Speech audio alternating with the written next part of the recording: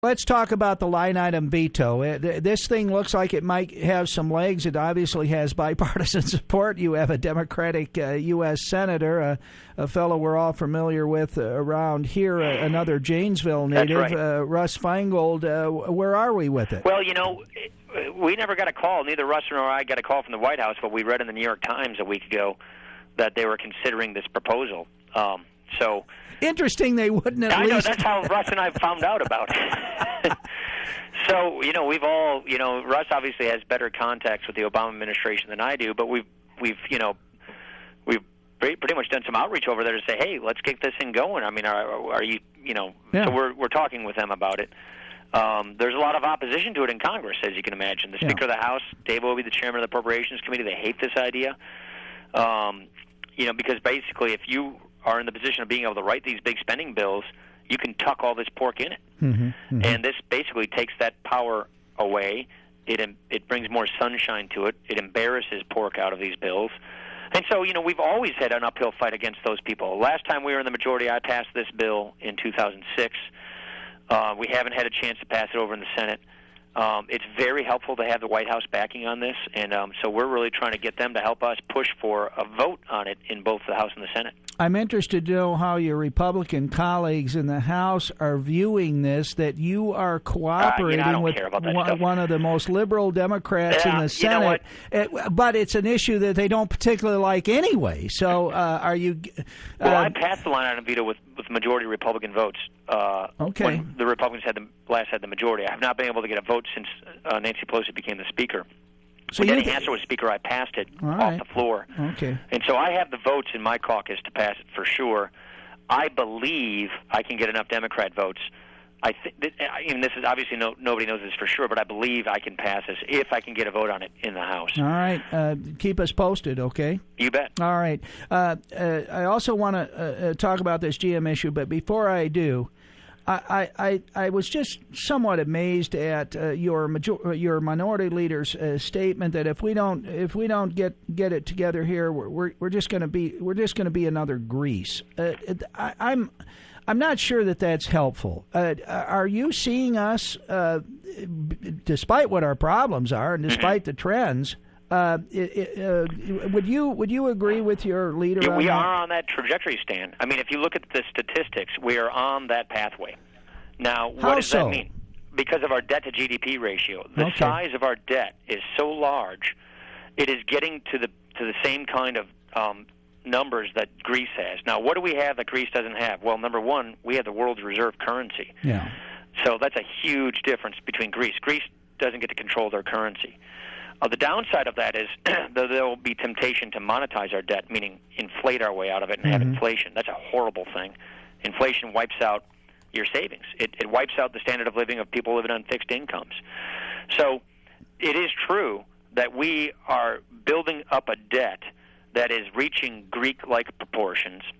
If you take a look at all the statistics of the pigs, Portugal, Italy, Greece, Spain, Ireland, the United States is right in that same area of debt to GDP and deficit to GDP, but we also have a worse trajectory. Our debt is projected to grow much higher and much faster than even those countries. So, yeah, we are on that kind of a path. And so the warning, and I think it is appropriate to issue warnings like this, is if we don't turn our fiscal ship around, if we don't deal with entitlement programs and spending, we will have to have these bitter austerity measures. The great thing the Greeks are telling us is do it now. Fix your fiscal problems preemptively before a debt crisis hits, because you have bitter austerity measures, cuts to social programs to people currently living on them, or big tax increases that slows your economy down under the duress of a credit downgrade of a debt crisis. What my roadmap shows you is we can turn this around, prevent it from happening, and we can do it without affecting the benefits of anybody who is in or near retirement in this country.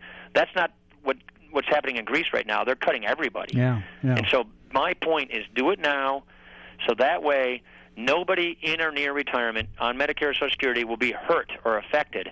But if you wait and the numbers keep getting worse, which they're projected to do, then that's something you won't be able to prevent from happening. Ken, I know we're real time sensitive here, and you're very busy, so I just want to make sure we got enough time to cover this last subject. Well, I think his name is Ed Whitaker, who are the new the GM guy, GM guy, and he's running some fairly dramatic ads on television. We recovered, folks, and we paid off our debt, and we paid it off early, and compare our cars, et cetera, et cetera. Some folks have taken issue with that. What is your take on it? Look, obviously, I grew up loving this company, driving all of its products. It's frustrating to hear because you know what's happening to our town because of that. You know where we are.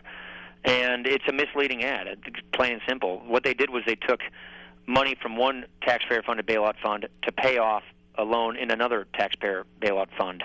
Only about 10% of the money they got from the federal government, from the taxpayers, have been paid back. I've heard, Congressman, that they'll never be able to pay back all of it. I've actually asked Tim Geithner, the Treasury Secretary, to give me a full accounting of what our exposure is. The Congressional Budget Office has been trying to get these numbers all year, and the Treasury Department's not releasing them. So we don't know the real value of our exposure, but it would surprise me if we get our money back. I think we're deep about $30 to $50 billion is what we're still owed as taxpayers. And, it's frustrating because the company, obviously shut our plant down. We're all smarting from it right now. You got people moving to Indiana or Arlington just, to keep their pensions going, keep their jobs. And so when they are doing advertising campaigns that really, I believe, are misleading, that's frustrating to hear. And I think it's the ad campaign that's the most disturbing. I think we could accept if they can't pay all of it back, or if it takes longer to pay it back, because maybe that money is being used in a productive way to at least keep the plants open and keep people employed. It was the claim, though, that seemed to get everybody's goat. Exactly. They took $6.7 billion from their equity injection, from their TARP money, to pay off a $6.7 billion government loan. But they still, have, they got about $60 billion from the federal government. So it really is frustrating to hear this stuff because it's just not accurate.